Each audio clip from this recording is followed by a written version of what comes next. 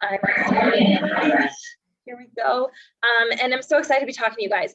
This is my series. I'm so proud of it. It's the college transition webinar series, and it's really here. This series is here to help you make the transition into college fluidly and get all your questions answered throughout the enrollment process. And naturally, with the time of year with advising really kicking up, the first presentation here is all about advising. So what is advising? What is this process? What are we going to tackle during this time? So we're going to kind of get into all the nitty gritty of that tonight. It will only talk at you for like 20 minutes. So don't worry, you won't need to pay attention too long, because I really do want to just get your questions answered tonight and make sure everyone's feeling good about this step in the college transition. So feel free to use the chat function per usual to type in your questions, and we'll get to as many as we can after I'm done sharing my presentation. So kind of to hop right into it, you guys, let's not waste any time. We'll see if we have other people join us as we go along. But feel free to use the chat function. I'm really curious, like, who has advising appointments?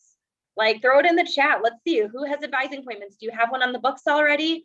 Awesome, I'm seeing some chats coming through. Do you not have one yet? June 3rd, awesome. Glad Caitlin's on June 3rd. Pat, when is your appointment? Oh, Eric's tomorrow, great. May 7th, awesome. So you guys have some, Vivi, awesome, you have one. You guys have some advising appointments already on the books. That's awesome. So how can we get prepared for those? And for those of you who do not quite have one, awesome, Sean, I'm glad you do too. For those of you who do not have an advising appointment, that's okay. We're going to talk about how to sign up for your advising appointment towards the end too. So thanks for using the chat, guys, and interacting with me a little bit. Just want to try to get a beat on who actually already has an advising appointment. I will say my experience was being a transfer student from a community college. So I'm going to try to speak to both freshman and transfer experiences. But if you do have a transfer specific question, that's okay. Feel free to throw anything in the chat, and I'm going to do my best today for all of you. Okay, so to get started, what is academic advising? So just to kind of give you guys the full picture, I'm an admissions counselor, right? So you've been working with your admissions counselor probably all year, sometimes even longer than that, maybe as a junior in high school or when you first started at your community college. We're here to help you through the admissions process, hence admissions counselor, right? So get you admitted to the university, review your applications, let you know what transcripts we need, etc., right? But as you move into the enrollment season, you actually will start to be working a lot with your academic advisor. So the person who's actually going to help you explore your interests, values, passions, and goals, right? They're going to help you learn about the different Elmhurst University majors and programs.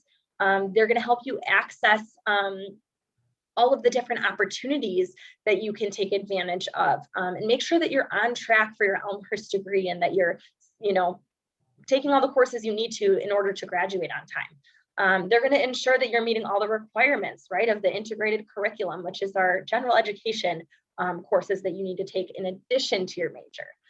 They're going to help you choose the right courses, right? And they're also going to guide you so that you can make sure that you're making use of all the college resources and centers across campus. They're also going to help you, learn more important advising information and kind of the timelines that you need to be aware of. So you're going to meet with this person every semester. Okay, so right as it's time to sign up for the next semester, you're going to get an email from your advisor, and they're going to say, hey, it's that time again. Let's sign up for classes, and you're going to have an appointment with them. Okay, so this person is really your Gandalf through your coursework while you're at Elmhurst. Okay. All right, so I do want to take some time to talk about the requirements, our integrated curriculum. So this is different between first-year students and transfer students. A lot of times transfer students do have a lot of these things done, but I do want to make sure that I'm thorough on this because this is really our curriculum. I'm sure you're wondering, like, what do I actually need to take in order to get this degree? So definitely as a first-year student, if you're incoming freshman, it's your first time going into college, you're going to have to take a writing course your first semester. That's pretty typical, whether it's English 105 or English 106. That's a pretty typical course, along with our first year seminar or FYS course. So that's kind of a college transition class that we have in place to help freshmen adjust to college and be successful, you know, through that transition. So in that first year seminar, you're going to have different guests come and speak with you, and you're going to have an academic or a mentor that's either a staff member or a faculty member that really helps you in time management skills and understanding what a syllabus is and what you need to be looking for, how to communicate and contact your professors, all of those questions, how to buy books, all those questions that you have that you need to know in order to be successful. That class is kind of that space for all those questions. Also, you'll get to meet other freshmen in that class that are going through the same thing. So they're looking to make friends as well, and they're maybe just as confused as you are or freaked out by the college experience. So you'll have people in your corner from the beginning. You'll also have to fulfill any proficiencies needed. So if you need to hit our math proficiency yet, you'll take those courses kind of upfront to try to meet your proficiencies and get those out of the way. We do have a foreign language proficiency. So if you took 2 years of foreign language of the same foreign language in high school, then you're already exempt from that. Okay, so a lot of you probably will have already met that requirement, but if not, you'll maybe want to take some foreign language off the bat. So your advisor will guide you through all of these things in your meeting. As well as, talk about the major requirements that are needed. You'll also have an experiential learning opportunity throughout your time at Elmhurst. So you can meet that through studying abroad or doing an internship or some type of experiential learning opportunity where you learn outside the classroom. Sometimes there's a senior capstone or a research course needed for a lot of majors. And then of course, the general education skills and values. So you have to be able to write at a high level. You have to be able to have given a few speeches and communicated in that arena. So there's some skills and values that you need to fulfill while you're at EU as well. So we'll kind of dive into those. The different areas of knowledge are really broad and interdisciplinary areas of coursework that develop around certain objectives. So you'll have to take one in each category. Some of these are going to be knocked down your major. So it's okay if this seems like a lot of coursework. There is a lot of kind of overlap throughout academic plans. So no need to be stressed out or feel like this is a lot of coursework, but you will need to take a course at least in every one of these different areas of knowledge. So yeah, I'm done now. So I have to, okay, bye. I think I hear someone on their phone or something.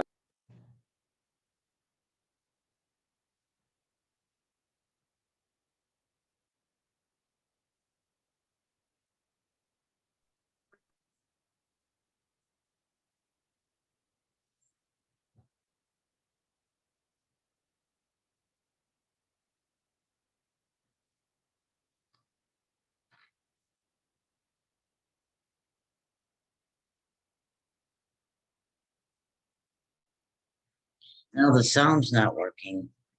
Fucked.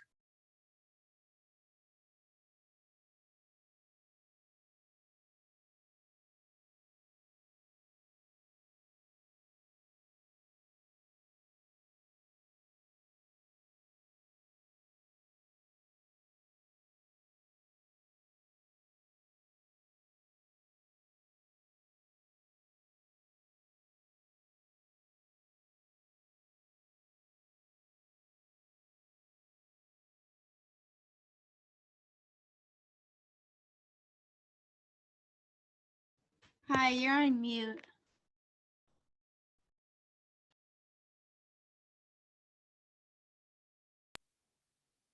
Can you hear me now?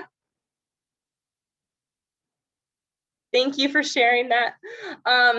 Did you guys hear this whole slide or only part of it? None of it. Oh, part of it. Okay, so I'm just going to go over it really quickly. Thank you for letting me know, you guys. In trying to mute a guest, I think I muted myself. So please be sure that if you're a guest, you have your yourself muted, just so that I don't have to do it myself. So as far as skills and values, think of these as aspects of courses, okay? So don't think of these as, a course in itself. It's going to look like a lot of curriculum. I promise you're going to be able to squeeze it all in. Think of these as skills and values that you're going to have in your academic plan. Okay, so you're going to have to be able to give a speech at some point. Okay, so the oral communication tag allows you to make sure that you have to have a scenario where you're giving a speech. You have to be able to write at the 300, 400 level. We want to make sure whether you're a biology major or an English major, you can write well. Okay, so these are skills and values that are needed regardless of your major and regardless of your career track. I know it seems like a lot. I promise it's very easy to knock out. There's some courses on campus that even carry 2 of these tags. We call them tags. So you can knock out 2 skills and values in 1 class. So these are not hard to get. It's just our way of ensuring that you have a very well-rounded education for your academic curriculum, as well as you're gaining these skills and values. So that's kind of how the skills and values tags work. I promise your academic advisor is going to share all these things with you and make sure that you're hitting all these marks so that you can graduate on time. These are our first year and transfer advising dates for this year. So I believe the first ones are already filled up because we are getting into that season where dates are filling up. So if you don't already have one of these dates, or if you're not signed up, that is going to be your next move. Submit your $100 tuition deposit through your admitted student portal and sign up for one of these dates. RSVPing for one of these dates allows you to start picking your classes. So definitely, do that if you haven't. We'll talk a little bit more, and I'll also put a link in the chat that shows you a how-to on our YouTube of how you can actually sign up for your advising date and submit your tuition deposit. So if you're someone who's struggling with the steps to do that, we have a how-to video for you. So yeah, like I said, securing your advising appointment, going through your admitted student portal. If you're someone who hasn't been in your admitted student portal yet, that's probably because you haven't activated it. So I know in the beginning when you applied, there's this application portal and you uploaded your transcripts in there and you did your application, but you should have received, once you've been admitted, a link or an email with a link in it from our information technology office on campus. If you haven't followed those instructions, or you don't know where those instructions are, you pass that email by at some point and you need a new access link or an access email, that's okay. I will put, again, a link in the chat near the end here so that you can ask or request a new link for a new access email. So basically there's instructions in that email for you to follow and sign up for your admitted student portal. And it's a way to kind of protect your information and give you access to all the enrollment steps, signing up for classes, your financial space. So there's a secure space on that portal so that you can sign up for a payment plan. So it's a secure space that you need to kind of access at some point. Okay, so additionally, you do have to submit your tuition deposit. It's $100. It's non-refundable, but it does go towards your first bill. So that's something that you're going to want to do in order to access the RSVP for advising icon. Again, those icons look just like this on the page here. So when you get into your admitted student portal, you're going to see these 2 icons. So if you need to screenshot this part of the presentation, feel free. The icons look like this, and you'll just click on the icon and follow the steps. You're going to be submitting the undergraduate tuition deposit. Additionally, selecting the RSVP for advising icon and putting your preferred dates in there and submitting that. Once you submit your RSVP for advising, within 24 to 48 hours, you're going to get an email from the advising office that gives you the date that you were able to get. So it's a first come, first serve basis. So once you submit that RSVP, it's first come, first serve. So they're going to respond to you with which date was available for you. You also have to select which placement tests you intend on taking. The math and foreign language are required for first years.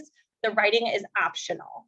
I would say just take it. You can do them online in your home through your admitted student portal. And sometimes if you take it and do well, it actually exempts you from a class. So there definitely are some major perks to doing that. And as you did see on this last slide, there are virtual appointments dates as well. So be sure that you know if it's a virtual or on-campus appointment.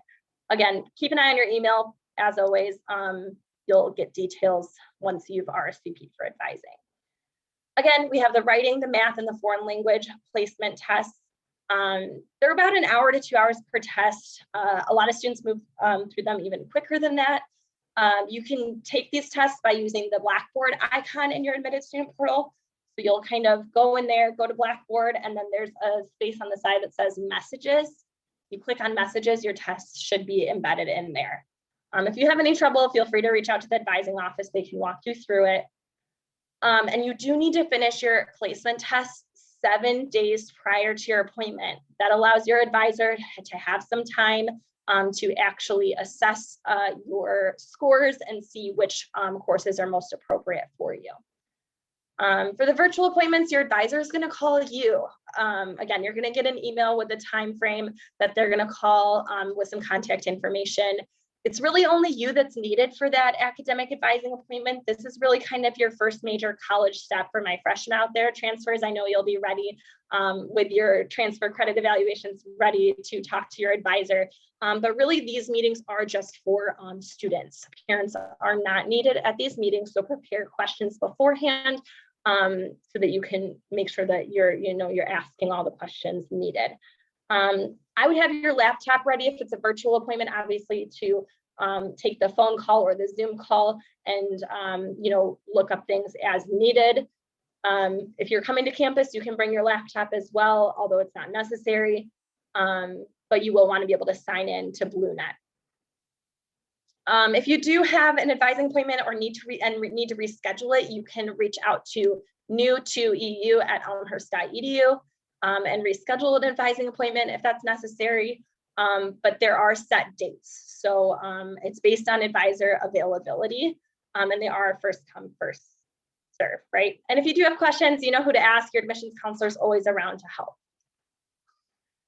All right, and then how does this continue in college? So of course, you're gonna have your advising appointment this summer where you're gonna actually get placed in classes for the fall. However, every semester while you're at EU, you're going to meet with your advisor. And in BlueNet, which is kind of where everything lives in all these links, you'll see a little, I highlighted it here on the right-hand side under my academic profile, under that section. You can email your advisor and talk to them at any time you need. So I would definitely use them. They're a huge resource. And if you're changing your major, if you're double majoring, if you want to pick up a minor, these are all conversations that you have with your academic advisor. So really kind of that is my organized presentation for you today. But I do want to make sure that I am answering all of your questions. So feel free at this time to put any additional questions in the chat function. And I want to try to get to everything. So let me kind of scroll up here. I'm seeing a few questions. And for the ones that are, I'm going to stop my recording too, actually. Stop recording. Okay, so